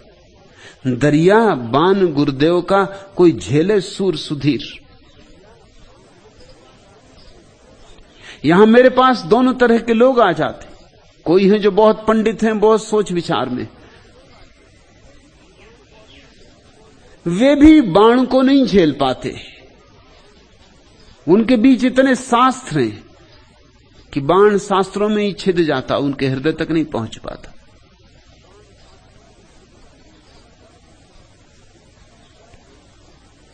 उनकी समझदारी अतिशय है कि उनके भीतर साहस तो रह ही नहीं गया। साहसी आ जाते तो भी मेरी बात गलत समझते, क्योंकि साहसी मेरी बात सुन के ही मैं स्वतंत्रता की बात करता हूं, वह स्वच्छंदता की बात समझ लेता है।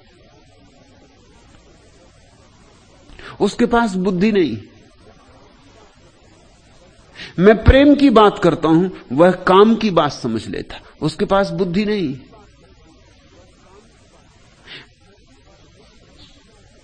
मैं कुछ कहता हूं, वह कुछ का कुछ कर लेता।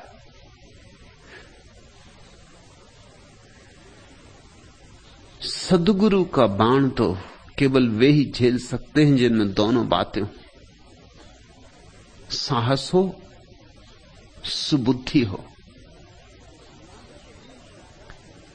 लागत ही व्यापे सही, फिर तो लग भर जाए, जरा सा भी लग जाए गुरु का बाण, फिर तो व्याप जाता है। रोम रोम में पीस, रोए रोए में विरह की पीड़ा पैदा हो जाती, परमात्मा की पुकार उठने लगती, प्रार्थना जगने लगती। साध सूर का एक अंग, मना न भावे झूठ, साध न छाड़े राम को, रन में फिरे न पूठ।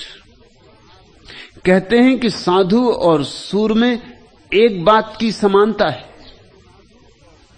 कि दोनों के मन को झूठ नहीं भाता। साध न छाड़े राम को, रन में फिरे न पूठ। जैसे सूरवीर युद्ध के मैदान से पीठ नहीं फेरता, चाहे कुछ भी हो जाए, बचे की जाए जीवन, भागता नहीं, लौट नहीं पड़ता, पीठ नहीं दिखाता। वैसे ही राम की खोज में जो चला है, चाहे विरह कितना ही जलाए, अंगारों पे चलना पड़े, तो भी लौटता नहीं, लौट ही नहीं सकता। लौटना असंभव है, क्योंकि वे अंगारे जलाते भी और शीतल भी करते, बड़े विरोधाभासी।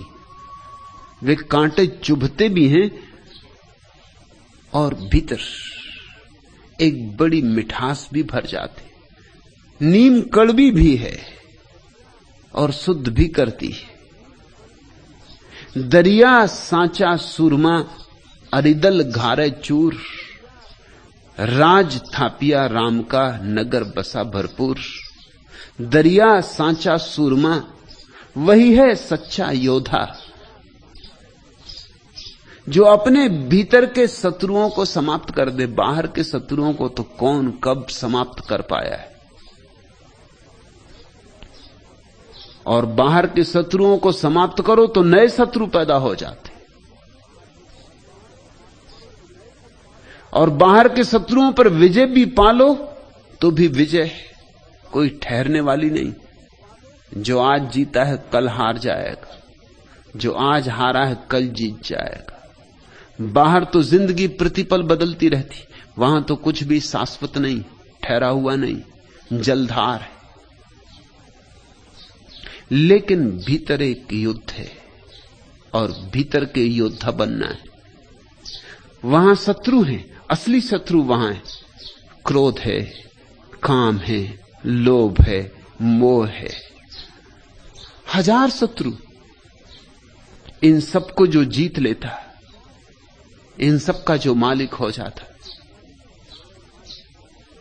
वही उस बड़े मालिक से मिलने का हकदार है। मालिक बनो छोटे तो बड़े मालिक से मिल सकोगे। उतनी पात्रता अर्जित करनी चाहिए। मालिक से मिलने के लिए कुछ तो मालिक जैसे हो जाओ, साहब से मिलने के लिए कुछ तो साहब जैसे हो जाओ, कुछ तो प्रभुता तुम्हारे भीतर हो,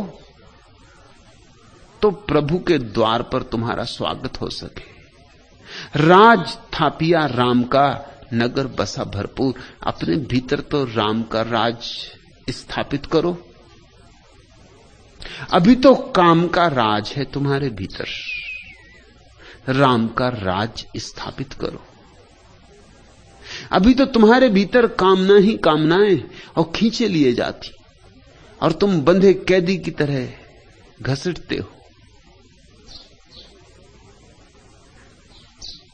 काम से घिरा हुआ चित्त सारा गौरव खो देता है, सारी गरिमा खो देता है। लेकिन ध्यान रहे कि काम हो कि क्रोध हो कि लोभ हो कि मोह हो, इन्हें मार नहीं डालना है, इन्हें रूपांतरित करना है। मार डालोगे तो तुमने अपनी ही ऊर्जा के स्रोतों को नष्ट कर दिया। क्योंकि क्रोध ही जब ध्यान से जुड़ जाता है तो करुणा बनता है। क्रोध को काट नहीं डालना है, ध्यान से जोड़ देना है। होशियार तो वही है जो जहर को भी औषधि बना ले। सच्चा सुधी तो वही है जो पत्थरों को भी सीढ़ियां बना ले, मार्ग की बाधाओं को भी जो उपयोग कर ले, उनका सहयोग ले ले। जो बुद्धू हैं वे भीतर के शत्रुओं को मारने में लग जाते, और सदियों से धर्म के नाम पर ऐसे ही बुद्धुओं का राज्य रहा है। भीतर के शत्रुओं को मार सकते हो, मगर मार के तुम पाओगे कि तुमने अपने ही अंग काट दिए।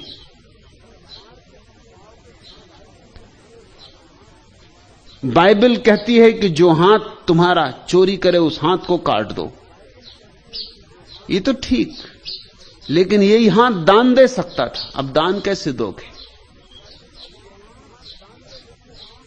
और जो आंख बुरा देखे वो आंख फोड़ दो, ठीक, लेकिन यही आंख तो इस जगत में परमात्मा को देखती, अब परमात्मा को कैसे देखोगे? और आंख तो तटस्थ है, आंख ना तो कहती है बुरा देखो, ना कहती भला देखो। आंख तो सिर्फ देखने की सुविधा है। तुम जो देखना चाहते हो वही देखो। अगर परमात्मा देखना चाहते हो तो आंख परमात्मा को देखने का साधन बन जाती। इसलिए मैं इस तरह की कहानियों को सहमति नहीं देता। कहानी है कि सूरदास ने अपनी आंखें फोड़ ली। सूरदास के वचन मुझे काफी भरोसा दिलाते हैं कि इस तरह का काम सूरदास कर नहीं सकते, और किया हो तो उनका सारा जीवन व्यर्थ हो जाता है। सूरदास ने कृष्ण के सौंदर्य के ऐसे प्यारे गीत गाए,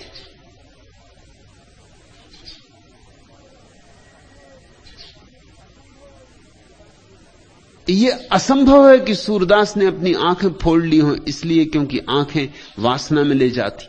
आंखें वासना में ले भी नहीं जाती किसी को। सूरदास जैसे व्यक्ति को तो बात समझ में आ ही गई होगी, आंखें कहीं वासना में ले जाती। वासना भीतर होती तो आंखें वासना का साधन बन जाती, और प्रार्थना भीतर हो तो आंखें प्रार्थना का साधन बन जाती। तुम्हारे हाथ में तलवार है, इससे तुम चाहो किसी की जान ले लो और चाहे किसी की जान ली जा रही हो तो बचा लो। तलवार तटस्थ है, सारी इंद्रियां तटस्थ है। इन्हीं कानों से उपनिषद सुने जाते हैं, इन्हीं आंखों से सुबह उगता सूरज देखा जाता है, इन्हीं आंखों से चोर खजाने खोजता है दूसरों के, इन्हीं आंखों से लोगों ने अपने भीतर के खजाने खोज लिए। सब तुम पर निर्भर है। तो भीतर के शत्रुओं को जीतना तो जरूर है, मारना नहीं। मार ही दिया तो फिर जीत क्या?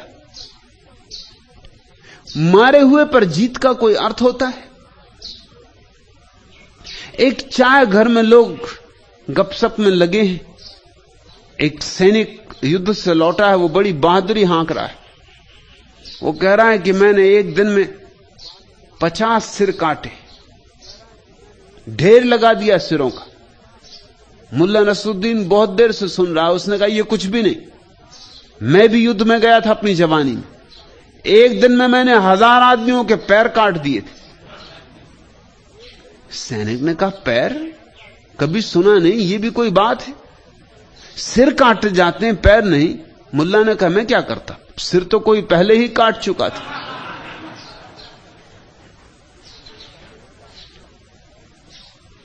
मरों को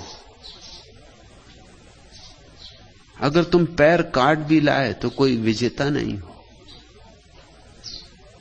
अगर तुमने मार ही डाला अपने भीतर तो तुम कुछ बुद्धिमान नहीं हो। और तुम अपने भीतर जिनको शत्रु समझ के मार डाले हो, उनको मारने के बाद पाओगे तुम्हारे जीवन की सारी ऊर्जा के स्रोत सूख गए। इसलिए तुम्हारे संतों के जीवन में ना उल्लास है, ना उत्सव है, ना आनंद है, एक गहन उदासी है। तुम्हारे संतों के जीवन में कोई सृजनात्मकता भी नहीं है, उनसे कोई गीत भी नहीं फूटते, उनसे कोई नृत्य भी नहीं जगता। क्योंकि जो ऊर्जा गीत बन सकती थी और नृत्य बन सकती थी, उस ऊर्जा को तो नष्ट करके बैठ गए। उनके जीवन में कोई करुणा भी नहीं दिखाई पड़ती, क्योंकि क्रोध को मार दिया, करुणा पैदा कहां से हो?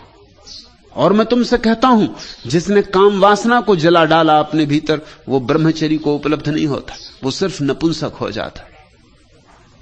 और नपुंसक होने में और ब्रह्मचारी होने में बहुत फर्क है, जमीन आसमान का फर्क है।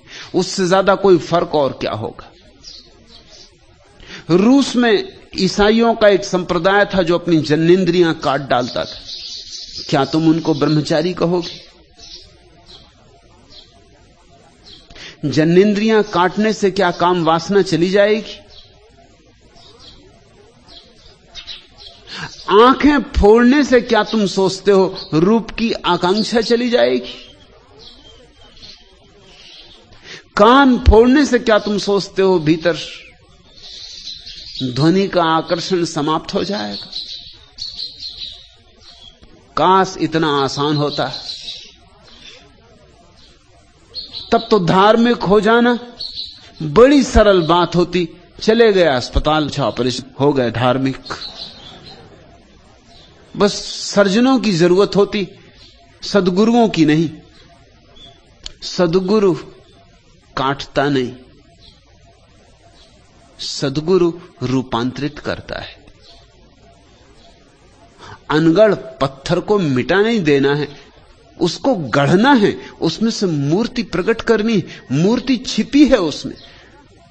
तुम्हारे क्रोध में करुणा की मूर्ति छिपी, थोड़ी छानने की, छनावट की जरूरत है। और तुम्हारे काम की ऊर्जा ही तुम्हारी राम की ऊर्जा है।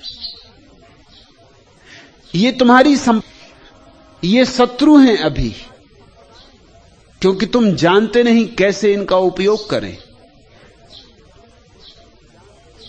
जिस दिन तुम जान लोगे कैसे इनका उपयोग करें, यही तुम्हारे सेवक हो जाएंगे।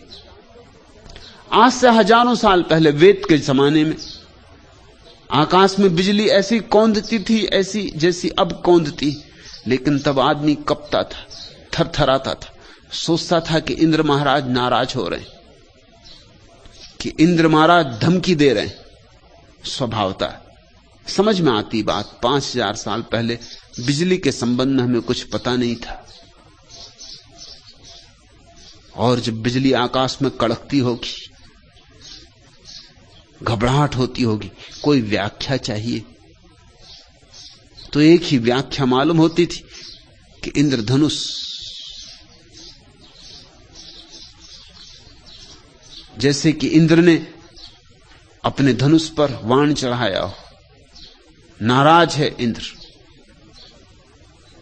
कुछ भूल हो गई हमसे, लोग घुटनों पर गिर पड़ते होंगे और प्रार्थना करते होंगे।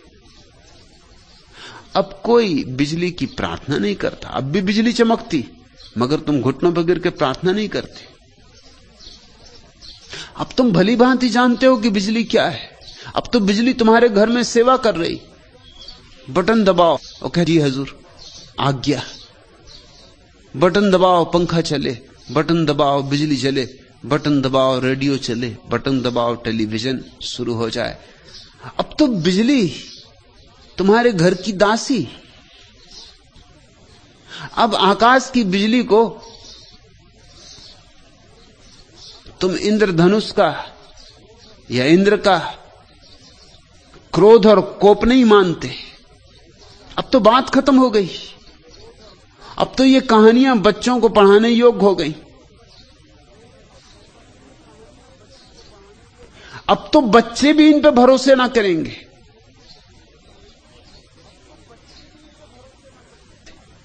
बाहर की बिजली तो बस में आ गई है, भीतर की बिजली अभी बस में नहीं आई। भीतर की बिजली का नाम काम वासना है। वो जीवंत विद्युत है। अब तक के धार्मिक लोग उससे डरे रहे, घबराए रहे, कपते रहे। उनके कंपन से कुछ फायदा नहीं हुआ है, और उनकी घबराहट से बहुत नुकसान हुआ है। जो जानते हैं वे तो कहेंगे इस भीतर की विद्युत को भी बदला जा सकता है, ये भी तुम्हारी सेविका हो सकती। जब काम वासना तुम्हारी सेवा में रत हो जाती तो ब्रह्मचर्य। जब तक कौन मालिक, इससे सब निर्भर होता है। काम वासना को काट डालो। काटना बहुत आसान है, बहुत आसान है। तुम अजित सरस्वती के पास जा सकते हो। बड़ा आसान है काम वासना को काट डालना। तुम्हारी जनेंद्रियां काटी जा सकती हैं। तुम्हारे शरीर के भीतर हार्मोन, जिनसे कि कोई पुरुष होता है, कोई स्त्री होता है, वे हार्मोन निकाले जा सकते हैं, नए हार्मोन डाले जा सकते हैं। तुम्हें बिल्कुल काम वासना से रिक्त किया जा सकता है। मगर तुम ये मत सोचना कि इस भीतर दया की तरह आनंद की लहरें उठने लगेंगी, कि मीरा की तरह तुम नाच उठोगे। कुछ भी नहीं। इससे तुम एक कोने में बिल्कुल सुस्त होकर बैठ जाओगे। तुम्हारा जीवन एक महा उदासी से घिर जाएगा। तुम्हारी जिंदगी अमावस की रात होगी, पूर्णिमा का चांद नहीं। तुम सिर्फ उदास और सुस्त हो जाओगे। तुम मुर्दा हो जाओगे। और तुम इस बात को भली भांति जानते हो। न जानते हो तो गांव के किसान से पूछ लेना। आखिर सांड में और बैल में फर्क क्या है? क्या बैल को तुम ब्रह्मचारी समझते हो? दरिद्र बैल। मगर किसानों ने हजारों साल से ये तरकीब निकाल ली कि अगर सांड को बधिया कर दो तो ही बैलगाड़ी में जोत सकते हो, गुलाम बना सकते हो। कमजोर हो जाता है, दीनहीन हो जाता है। सांड को जरा जोड़ के देखो बैलगाड़ी, न तुम बचोगे न बैलगाड़ी बचेगी। किसी गड्ढे में पड़े, हड्डियां तुम्हारी टूट चुकी होंगी, बैलगाड़ी के अस्थिपंजर बिखर चुके होंगे, और सांड जाके शंकर जी के किसी मंदिर में विश्राम कर रहा हो। बैलों की तरह उसे जोतो तुम बैलगाड़ी में, चाहे हल बख्तर में, जो चाहो करो। मनुष्य दीन हो जाता है अगर काम वासना को काट दिया जाए, क्रोध को अगर काट दिया जाए, लोभ को अगर काट दिया जाए, तो बहुत दीन हो जाता है। उस दीनता की तुमने बहुत पूजा की, मैं तुम्हें याद दिलाना चाहता हूं, बंद करो अब ये पूजा। दीन मनुष्य के दिन गए, अब महिमाशाली मनुष्य के दिन आने दो। अब उस मनुष्य के दिन आने दो जो ऊर्जाओं का रूपांतरण करेगा, दमन नहीं, जो हर ऊर्जा का उपयोग करेगा। और मैं तुमसे कहता हूं, अगर उस काम वासना दी है तो जरूर उसमें छिपा कोई खजाना होगा, जरा खोदो, जरा खोजो। अगर क्रोध दिया है तो जरूर क्रोध में छिपी हुई कोई ऊर्जा होगी, उसे मुक्त करो। शत्रुता तभी तक मालूम होती जब तक तुम गुलाम हो इनके। जिस दिन मालिक हो जाते हो उसी दिन ये सब मित्र हो जाते।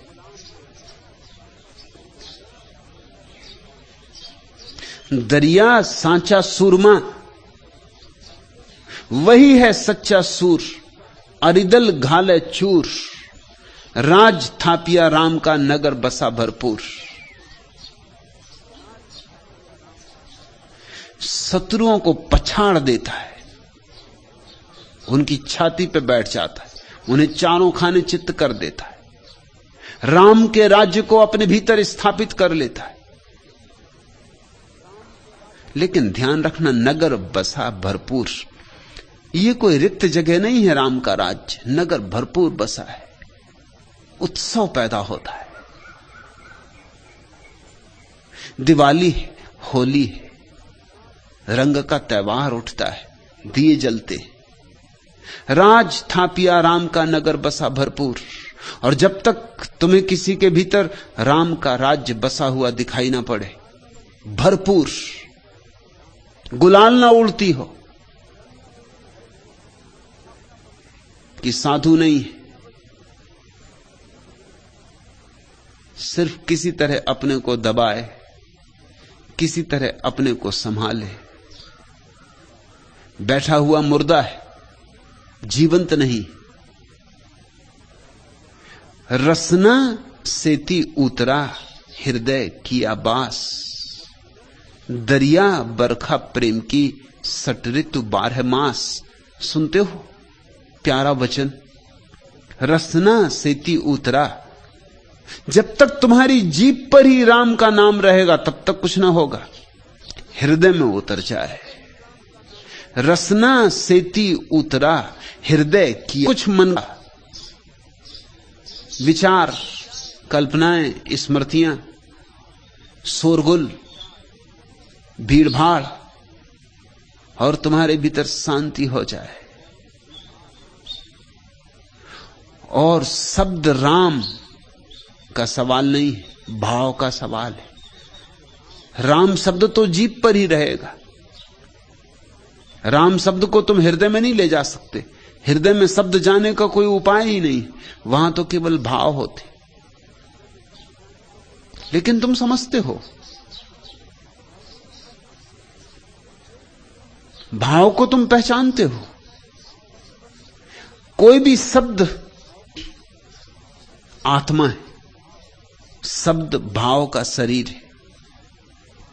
शब्द की खोल तो जाने दो, भाव में डोलो, भाव की मस्ती में उतरो। रसना सेती उतरा हृदय की आबास।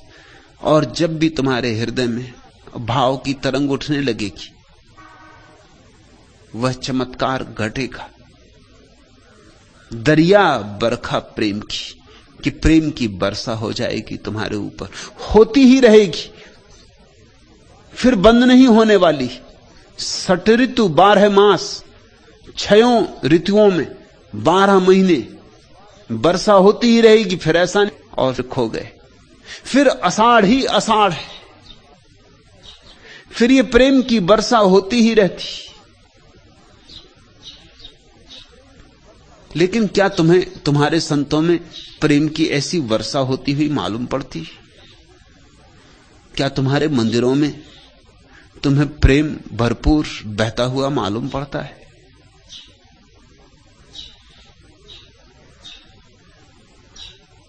प्रेम से रिक्त तुम्हारे मंदिर, प्रेम से शून्य तुम्हारे चर्च, तुम्हारे गिरजे, तुम्हारी मस्जिदें, तुम्हारे गुरुद्वारे, प्रेम से रिक्त तुम्हारे साधु संत हैं।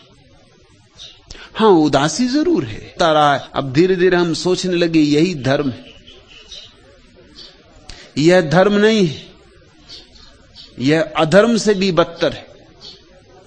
यह आस्तिकता नहीं है, यह नास्तिकता से भी गिरी हुई अवस्था है। नास्तिक तो कभी आस्तिक हो भी जाए, ये तुम्हारे तथाकथित धार्मिक लोग कभी आस्तिक ना हो पाएंगे। इन्होंने तो जीवन को बिल्कुल गलत दृष्टि से ही पकड़ लिया है। इनका परमात्मा जीवन के विरोध में। परमात्मा कहीं जीवन के विरोध में हो सकता है? परमात्मा तो जीवन का रचनाकार है। ये तो उसी का गीत है, उसी की कविता है। ये तो उसी ने रंगा है चित्र। चित्रकार कहीं फिर नाची क्यों? दरिया बरखा प्रेम की सट ऋतु 12 मास। फिर तो प्रेम की वर्षा होगी, उत्सव होगा। सावन गिरेगा और जाएगा नहीं। झर झर झर बरसे करुणा घन, सर सर सर सिहरे तृण तरुतन। झर झर झर बरसे करुणा घन, नाद निरत अति ध्वनित गगन मन। अवनी मृदंग घोर सुनुन मन, हरित भरित नित चिन्मय चेतन। सिहर सिहरे तृण तरुतन, सन सन सनन समीरन रिंगण। झिंगुर झंकृति किंकणी सिंजन, करवन उपवन राजी प्रमंथन। हैरा हर हर हर प्रभंजन। झरझर बरसे करुणा घन, सरसर सिहरे तृण तरुतन। तरणी ज्वाल में धरणी काल क्षण, शांत तृप्त पाकर घन तर्पण।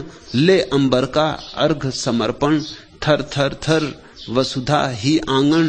कंपित भू प्रांगण, झर झर झर बरसे करुणा घन।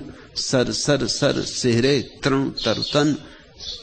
बरसने दो, नाचो, गाओ, गुनगुनाओ, डोलो, मस्ती के पाठ सीखो। मस्ताने ही, दीवाने ही केवल उसको जान पाते।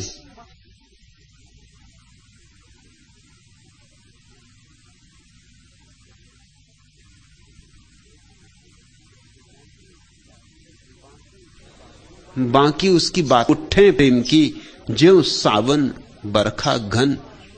अगर एक बार मन जुड़ जाए, एक बार तुम्हारा हृदय और राम से जुड़ जाए, लहरें उठे प्रेम की, तो तुमसे प्रेम बहेगा। ज्यों सावन बरखा घन, जैसे सावन में वर्षा होती ऐसे। लेकिन धर्म के नाम पर एक से एक झूठ चल रहे। धर्म के नाम पर प्रेम का विरोध चलता है। धर्म के नाम पर जीवन में कुछ भी हरा ना रह जाए, इसकी चेष्टा चलती, सब सूख साख जाए, पहुंच जाए, उसका भाव तुम्हारे हृदय में आ जाता है। हुआ ज्ञान प्रकाश, वैसे ही ज्ञान का प्रकाश हो उठता है। हौद भरा जहां प्रेम का, और जहां प्रेम का सरोवर भरा है, तह लेत हिलोरा दास। फिर तो हिलोर ही हिलोर है, फिर तो मस्ती ही मस्ती है। परमात्मा जब आता है तो तुम्हें शराबी की तरह मदमस्त कर जाता है। अमी झरत विकसत कमल, उस परम दशा में, उस अंतरदशा में अमृत झरता है और कमल खिलते हैं। अमी झरत विकसत कमल, उपजत अनुभव ज्ञान। और तभी तुम जानना कि ज्ञान का जन्म हुआ। जब ज्ञान मत समझ लेना। जन दरिया उस देश का भिन भिन करत बखान। यद्यपि उस परम देश की बात अलग अलग लोगों ने अलग अलग ढंग से कही है, मगर वो देश एक ही है। बुद्ध अपने ढंग से कहते और जरथुस्त्र अपने ढंग से कहते और चैतन्य अपने ढंग से कहते। मैं उसे अपने ढंग से कह रहा हूं और तुम्हें जिस दिन अनुभव होगा तुम उसे अपने ढंग से कहोगे। ये ढंगों के भेद है, मगर वह अनुभव एक है, अभिव्यक्तियां अनेक है।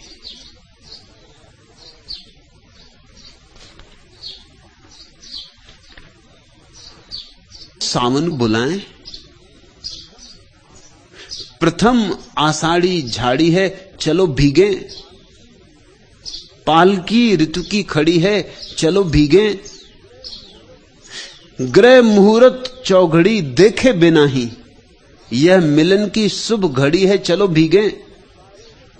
पी पुकारे प्राण पपिहा और तुमको, घरू कामों की पड़ी है, चलो भीगे। प्यार वाले इन क्षणों की उम्र अपनी कुल उम्र से भी बड़ी है, चलो भीगे। लाज की चलती मगर संकोच की यह, तोड़ दो जो हथकड़ी है, चलो भीगे। यदि हम ही समझे न ये संकेत गीले, आग पर सबनम मढ़ी है, चलो भीगे। भीगने का निमंत्रण, यही सन्यास का निमंत्रण है।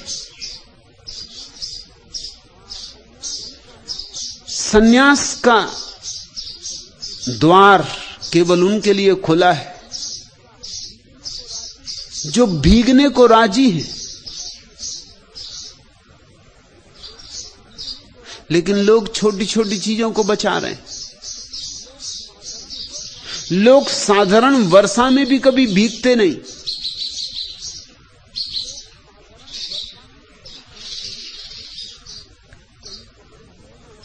कहीं के पुतले थोड़ी हो कि बह जाओगे कि गल जाओगे।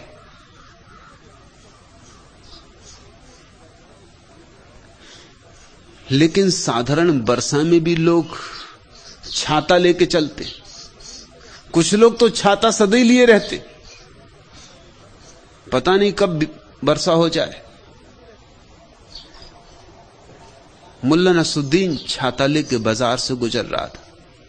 वर्षा होने लगी मगर उसने छाता ना खोला। दो चार लोगों ने देखा, उन्होंने कहा कि नसरुद्दीन छाता क्यों नहीं खोलते। नसरुद्दीन ने कहा कि छाते में छेद ही छेद। तो लोगों ने पूछा फिर छाता लेके चले ही क्यों। तो उसने कहा कि मैंने सोचा कौन जाने रास्ते लेके चल रहे हो, तुम सुरक्षा का इंतजाम करके चल रहे हो। यहां मेरे पास भी लोग आ जाते तो मैं देखता हूं छाता लगाए बैठे हो और सुन रहे। हालांकि सौभाग्य से उनके छातों में कभी कभी कुछ छेद होते और थोड़ी बूंदाबांदी उन पर हो जाती, उनके बावजूद हो जाती, मगर छाता लगाए रहते। भीतर के छाते छोड़ने होंगे।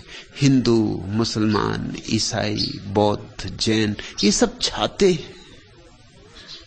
ये सब सुरक्षाएं हैं शब्दों की आड़ में छिपाने के उपाय। इन सब की होली जला दो।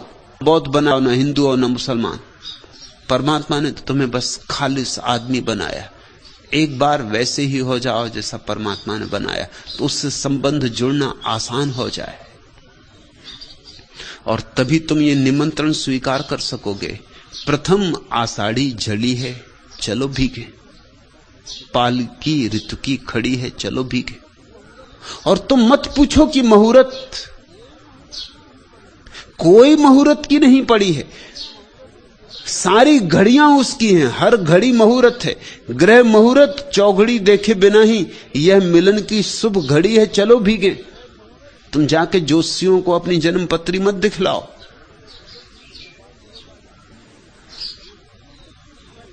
ज्योतिषियों से पूछ रहे हैं समाधि का मुहूर्त।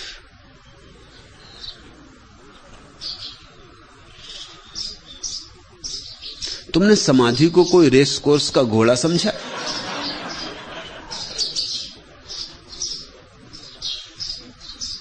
कि लॉटरी की कोई टिकट समझी?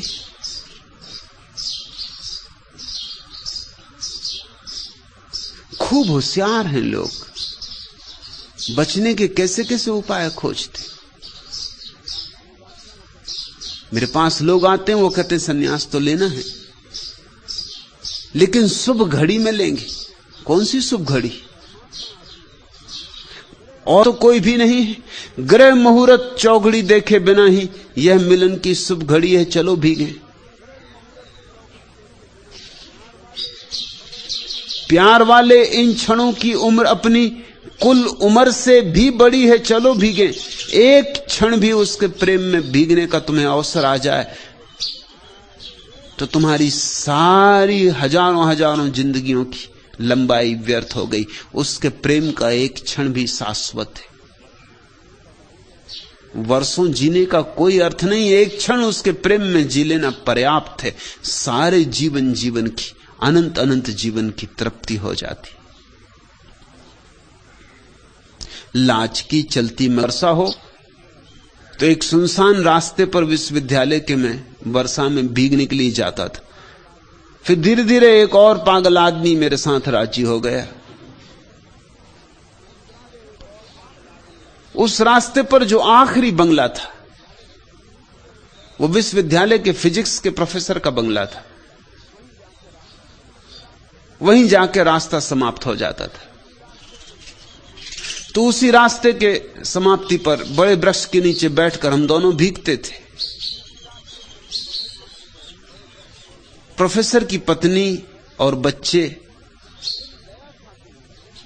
बड़ी दया खाते होंगे, और जब निमंत्रण दिया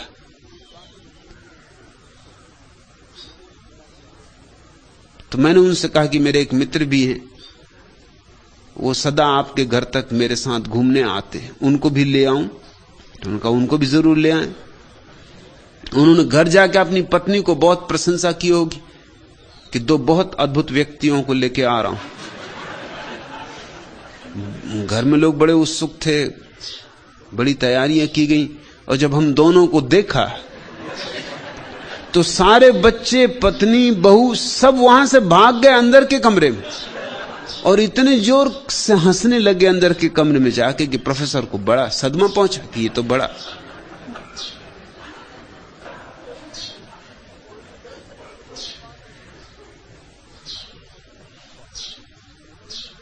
बाहर ही भीगने से लोग डर गए, तो भीतर तो भीगने की बात ही कहां उठती। थोड़ा लाज संकोच छोड़ो।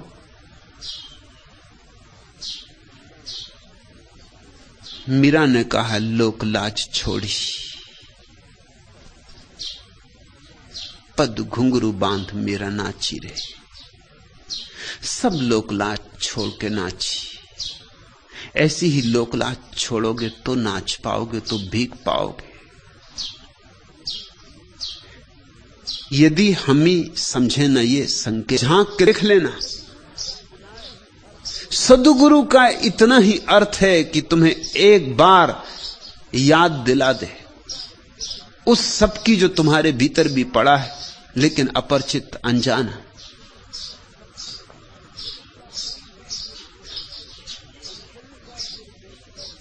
कंचन का गिर देखकर लोभी भया उदास।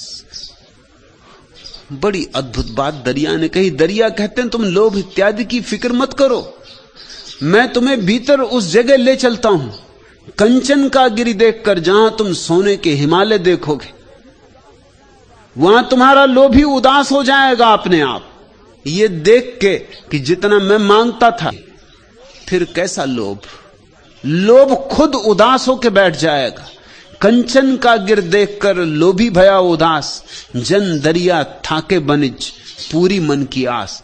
फिर वहां कहां का व्यापार, फिर वहां सारा लोभ, सारी आसक्ति, सारे चित्त के व्यापार अपने आप गिर जाते हैं। पूरी मन की आस, तुमने जो मांगा था उससे 1000 गुना मिल गया, करोड़ गुना मिल गया। तुमने जो सोचा भी नहीं था वो भी मिला। तुम जिसकी कल्पना भी नहीं कर सकते थे, सपने भी नहीं देख सकते थे, वह भी मिला। तुम मालिक हो बड़े साम्राज्य के, तुम सम्राट हो। के लिए उत्सुक हो गए हो? तुम साधुओं के पास जाते हो कि वो किसी तरह मलहम पट्टी कर दें? मीठे रांचे लोग सब, मीठे उपजे रोग। लेकिन ध्यान रखना, सांत्वना सबको अच्छी लगती, मीठी लगती, मगर सांत्वना के कारण ही तुम्हारे रोग बच रहे हैं, तुम्हारे रोग नहीं मिट पा रहे हैं। निर्गुण कड़वा नीमसा दरिया दुर्लभ जोग। तैयारी करो विरह की पीड़ा को झेलने की। निर्गुण कड़वा नीमसा बहुत कड़वी दवा है, मगर यही तुम्हें तुम्हारी बीमारियों से मुक्त करेगी। ध्यान तुम्हें इस योग्य बनाती कि परमात्मा तुम्हारा आलिंगन करे। लेकिन यह दुर्लभ जोग है। अगर तुम में साहस हो और समझ हो तो ही यह क्रांतिकारी घटना घट सकती है। और ऐसा नहीं कि तुम में साहस और समझ नहीं, सिर्फ अवसर दो साहस और समझ को मिलने का। संभालो साहस और समझ को साथ साथ, और तुम्हारे जीवन में भी वह परम सौभाग्य का क्षण आ सकता है। अमी झरत विकसत कमल, खिल सकता है कमल, अमृत भी झर सकता है। सच तो यह है, कमल खिला ही हुआ है, अमृत झर ही रहा है। अपनी तरफ लौटो, आंख भीतर की तरफ उल्टाओ, भीतर सुनो, भीतर गुनो। आज इतना है।